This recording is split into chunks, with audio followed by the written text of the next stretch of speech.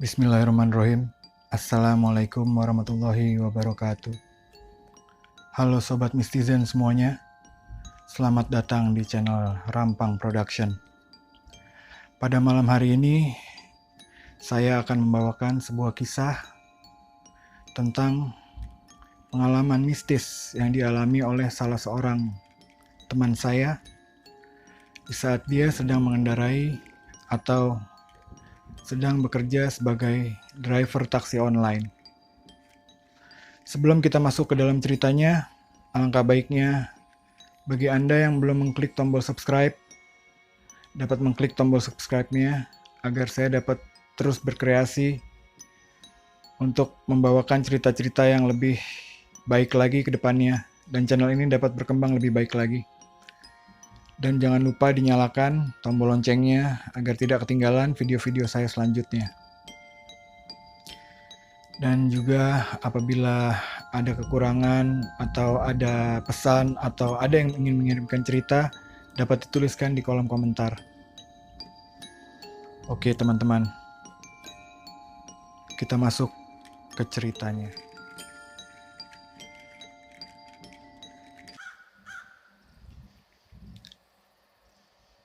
Cerita ini dikirimkan oleh salah seorang sobat saya yang bernama Ihsan.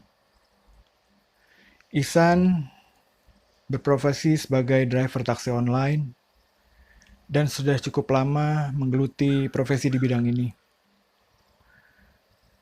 Ihsan memiliki kebiasaan untuk menarik atau mulai melakukan pekerjaannya pada malam hari. Dikarenakan dia beralasan apabila mengendarai atau menarik taksi online di siang hari, keadaan jalanan yang macet, panas, membuat dia cepat lelah dan hasil yang didapatkan juga tidak maksimal. Singkat cerita, pada suatu malam, tepatnya di malam Jumat, sekitar 2 atau 3 tahun yang lalu, Ihsan bersiap untuk berangkat dari rumah, mengendarai mobilnya untuk mencari nafkah pada malam itu. Kediaman Ihsan berada di daerah Bintaro, dan dia berangkat dari rumah sekitar pukul 7.30 malam, teman-teman. Saat berangkat, dia langsung menuju ke arah Jakarta Selatan, sambil tidak lupa berdoa sebelum berangkat, dengan harapan pada saat perjalanan baru dimulai ini dia sudah dapat mendapatkan penumpang. Dan ternyata benar saja, baru sekitar 15 menit Ihsan pergi dari rumah, tiba-tiba handphonenya berbunyi yang menandakan bahwa aplikasi taksi online-nya ada yang mengorder. Ihsan pun segera membuka orderan tersebut dan ternyata yang mengorder tidak jauh dari tempat Ihsan berada saat itu. Lalu Ihsan pun segera menjemput penumpang tersebut, dan penumpang tersebut ialah seorang bapak-bapak yang minta diantarkan ke sebuah rumah sakit di daerah Fatmawati, teman-teman, Jakarta Selatan. Lalu perjalanan pun dimulai dari Bintaro menuju ke Fatmawati. Ihsan memacu kendaraannya tidak lebih dari 60 km per jam, dikarenakan jalanan yang tidak terlalu macet, dan sang bapak-bapak juga tampaknya tidak terlalu terburu-buru. Untuk menjaga keamanan, maka Ihsan mempertahankan kecepatan tersebut. Di jalan, sang bapak bercerita bahwa ia ke rumah sakit tersebut dengan tujuan untuk menjenguk atau menemani anaknya yang sedang dirawat di rumah sakit tersebut. Dikarenakan sedang menderita demam berdarah. Ihsan pun dan sang bapak mengobrol-ngobrol ringan sepanjang perjalanan untuk mengisi waktu. Dan tanpa terasa, dikarenakan jalanan yang tidak macet, akhirnya mereka pun tiba di rumah sakit tersebut dengan waktu yang cukup singkat. Setelah menurunkan sang bapak, Ihsan tidak langsung beranjak pergi dari rumah sakit tersebut, melainkan dia memarkirkan kendaraannya di depan atau di pinggiran jalan tepat di depan rumah sakit tersebut. Lokasi rumah sakit tersebut berada di sebuah jalanan yang bentuknya menurun, lalu di bawahnya ada sungai teman-teman atau jembatan, lalu jalanan tersebut menanjak kembali. Mungkin buat teman-teman yang pernah melewati jalanan tersebut yang ada di daerah Fatmawati, pasti teman-teman tahu rumah sakit apa yang saya maksud. Nah, Ihsan pun memarkirkan kendaraannya di sekitar situ sambil mengharapkan bahwa akan banyak orderan yang masuk. Dikarenakan di rumah sakit tersebut Ihsan melihat bahwa masih ramai orang yang sedang mengantri. Pada saat Ihsan melihat jam tangannya, pukul sudah menunjukkan waktu jam 8.30 atau setengah 9 malam. Ihsan pun mematikan mesin mobilnya dan memasang headset sambil mendengarkan lagu, membuka jendela sedikit, sambil menunggu handphonenya berbunyi kembali. Namun yang ditunggu-tunggu ternyata tidak kunjung tiba.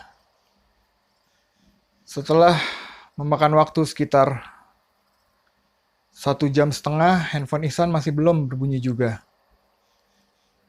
Dan karena kelelahan menunggu, Ihsan tak sadar, ia pun tertidur.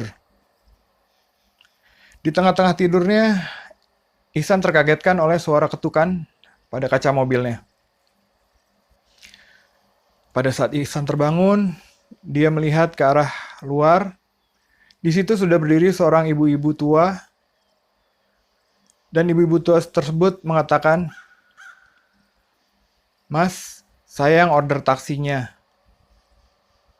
Lalu Ihsan menjawab, "Oh iya, maaf Bu. Kebetulan saya tidak sengaja tertidur. Biar saya cek dulu di aplikasi ya Bu." Dengan sopan Ihsan bilang. Dan ternyata benar pada saat Ihsan mengecek di telepon genggamnya, ada orderan yang masuk yang menuju dari rumah sakit tersebut untuk menuju ke daerah Cinere ya teman-teman. Lalu Ihsan pun segera mempersilahkan sang ibu masuk. "Ayo Bu, silakan masuk. Mohon maaf, saya ketiduran." "Iya, tidak apa-apa Mas," jawab sang ibu. Lalu setelah sang ibu tersebut masuk ke dalam mobil, Ihsan pun segera memacu kendaraannya untuk menuju ke destinasi yang diinginkan sang ibu. Perjalanan dari Fatmawati ke Cinere, dikarenakan hari sudah malam, sama sekali tidak ada kemacetan. Namun, berbeda dengan pada saat penumpang yang pertama, sang ibu lebih banyak diam dan tidak membuka pembicaraan sama sekali. Dikarenakan sang ibu terlihat sedang tidak ingin diajak bicara, Ihsan pun tidak mencoba untuk membuka pembicaraan. Ihsan hanya fokus memacu kendaraannya. Sesampainya di daerah Cinere atau dekat dengan titik tujuan, Ihsan mulai merasa heran. Sebab titik yang dituju itu masuk ke daerah yang boleh dibilang kompleks perumahan yang belum selesai dibangun, teman-teman. Kiri kanan masih banyak lahan kosong dan banyak ilalang-ilalang. Dan mitos yang pernah didengar oleh Ihsan di daerah tersebut, sering kali terjadi kejadian-kejadian mistis. Namun Ihsan berusaha untuk menampik pikiran tersebut dan mencoba untuk berpikir positif. Lalu setelah dekat di titik tujuan, atau lebih tepatnya, tepat di tengah-tengah jalanan kosong, sebelah kiri kanannya ilalang-ilalang yang cukup tinggi, dan jarak dari satu rumah ke rumah yang lainnya cukup jauh, tiba-tiba sang ibu menepuk pundak Ihsan. Mas, terima kasih, saya turun di sini saja. Loh, Bu, tapi titik tujuan ibu kan masih di depan lagi. Tidak apa-apa, jawab sang ibu. Saya turun di sini saja. Dikarenakan sang ibu terlihat agak memaksa, Ihsan pun tidak bisa untuk menolak dan akhirnya menghentikan kendaraannya dan mempersilahkan sang ibu turun. Dengan wajah heran, Ihsan tetap berpikiran positif sambil melihat ke kiri dan ke kanan. Daerah tersebut sungguh sangat-sangat sepi dan gelap, tidak ada penerangan sama sekali. Lalu, di saat Ihsan sedang menoleh ke belakang, Ihsan tidak langsung pergi sebab dia khawatir dengan keadaan sang ibu yang turun di tempat yang seperti itu. Ihsan menunggu sambil memperhatikan kemana arah sang ibu berjalan. Namun, saat Ihsan sedang memperhatikan sang ibu, sedang memperhatikan ke arah mana sang ibu berjalan, pikirannya teralihkan oleh suara handphone yang berbunyi. Lalu Ihsan melihat ke arah teleponnya, hanya sekitar beberapa detik, lalu kembali melihat ke depan atau ke arah sang ibu tadi. Namun sang ibu tadi sudah tidak terlihat lagi, teman-teman. Seperti menghilang ditelan oleh gelapnya malam. Ihsan mulai merasa sedikit ketakutan dan mulai sedikit berpikir yang enggak-enggak.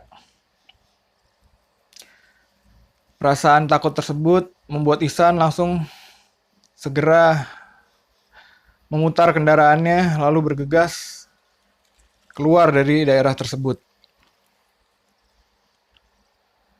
Lalu tidak jauh setelah Ihsan keluar dari komplek perumahan tersebut, aplikasi taksi online-nya berbunyi kembali dan ternyata ada penumpang lagi yang mengorder jasanya. Ihsan pun segera menghampiri titik tujuan penumpang tersebut. Dan kali ini penumpang yang naik ialah 2 orang pasangan suami istri. Sang istri dalam keadaan hamil.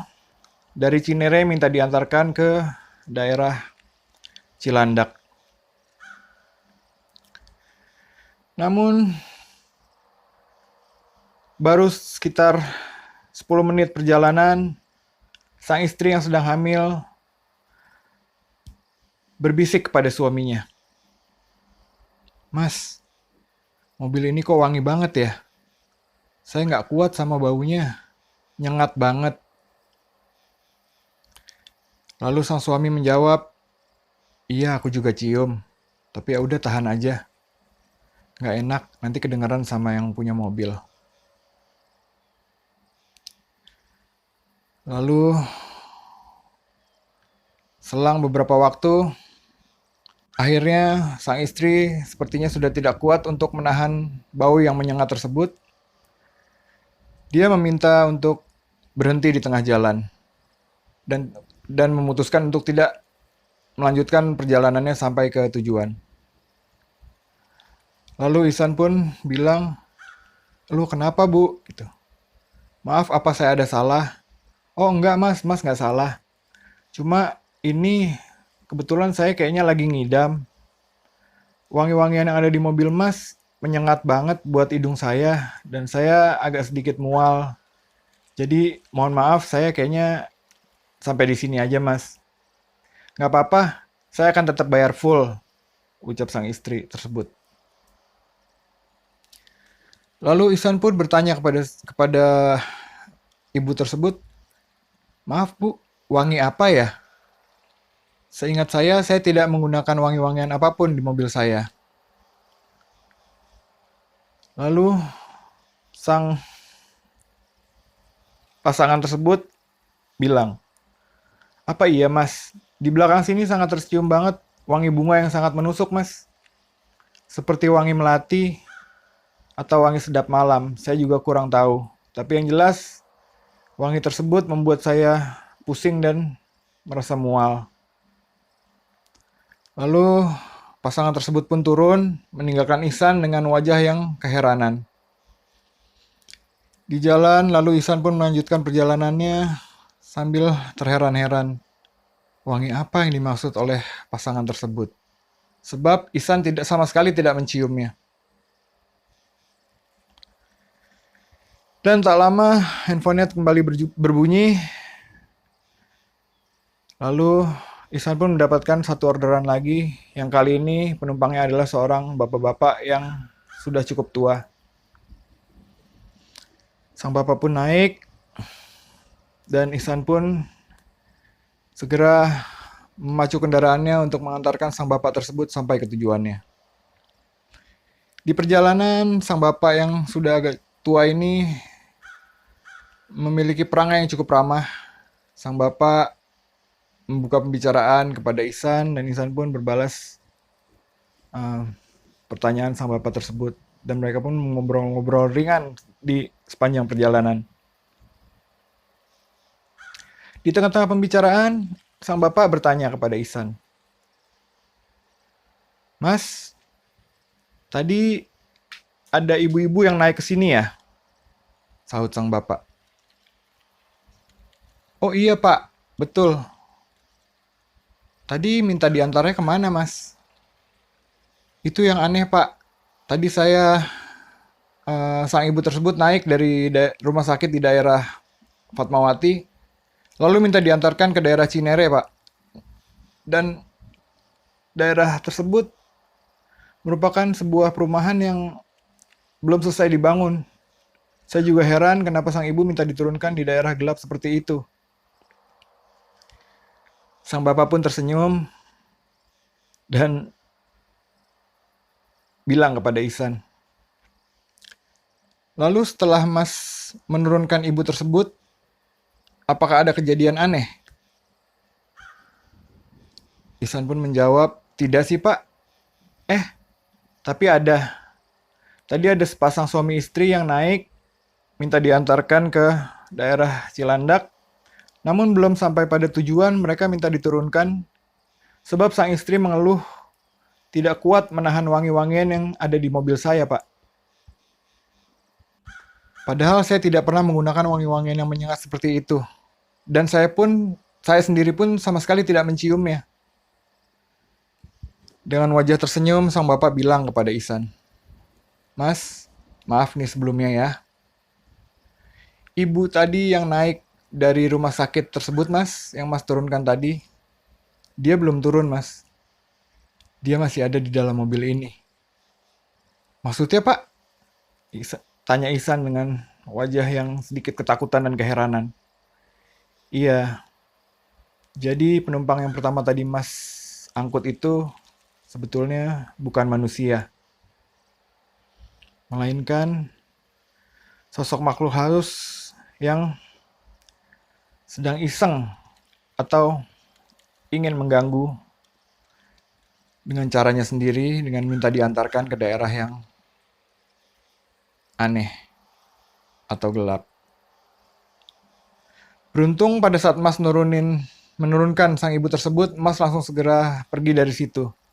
Bila tidak, mungkin akan ada kejadian-kejadian horor lagi yang akan terjadi sama mas."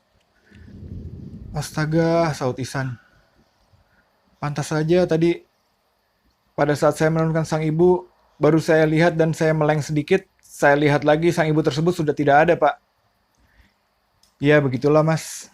Terkadang makhluk halus suka mewujudkan dirinya sebagai wujud manusia untuk dapat mewujudkan atau memperlihatkan eksistensinya kepada manusia." "Oke, Mas, kalau misalnya Mas berkenan, saya bisa bantu untuk membersihkan mobil ini.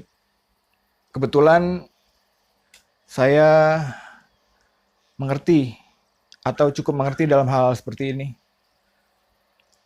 "Wah, boleh Pak," sahut Ihsan. "Apabila memang tidak merepotkan, saya akan berterima kasih sekali apabila Bapak mau menolong saya." Lalu sang bapak pun memejamkan matanya dan membacakan mantra-mantra yang Ihsan tidak sama sekali tidak mengerti apa yang sedang dibaca bapak tersebut. Sekitar 15 menit, sang bapak pun membuka matanya dan bilang kepada Ihsan, "Ya, sudah mas, kali ini sudah bersih. Mudah-mudahan mulai dari saat ini tidak ada gangguan-gangguan lagi ke depannya." Wah, terima kasih banyak ya Pak. Saya nggak tahu kalau misalnya nggak ada Bapak, mana udah jam segini. Saya sendiri malam-malam dan kebetulan malam ini malam Jumat. Terima kasih sekali Pak. Iya, sama-sama Mas. Itu kan gunanya manusia saling membantu satu sama lain. Lalu singkat cerita, Ihsan pun tiba di tujuan sang bapak dan sang bapak pun turun dengan wajah puas dengan pelayanan Ihsan. Ihsan pun juga menunjukkan wajah yang ceria karena dikarenakan sang bapak sudah membantunya untuk membersihkan mobilnya dari gangguan makhluk halus tersebut. Sekian ceritanya teman-teman. Jadi mulai dari malam itu, Ihsan sudah tidak pernah lagi mengalami gangguan-gangguan goib pada saat dia sedang menarik taksi online-nya. Oke, buat teman-teman yang pengen ngasih komentar atau pengen menanyakan atau mungkin ingin mengirimkan ceritanya, dapat menulis di kolom komentar. Apabila ingin menulis kritik atau saran sebagai masukan kepada kami agar dapat membangun channel ini lebih baik lagi ke depannya. Oke, terima kasih teman-teman sudah memberikan perhatiannya dan sudah menyaksikan video ini. Wassalamualaikum warahmatullahi wabarakatuh.